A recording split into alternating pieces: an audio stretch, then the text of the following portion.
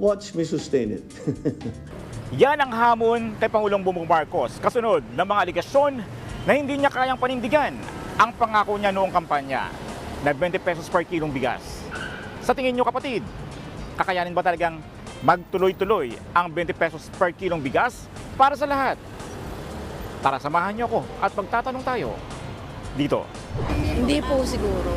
Kasi ngayon pa lang nahihirapan ng kusang kabibili.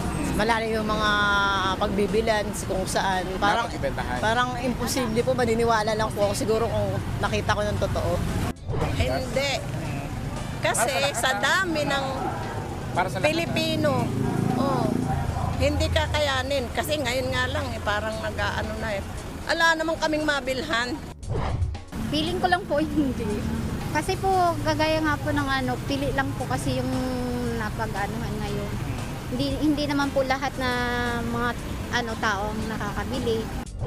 Kung manggagaling siguro sa kanila, oo. Pero kung paano ko doon sa mga taong nagtitinda lang din na nagkukuha lang din sila ng bigas para magbenta.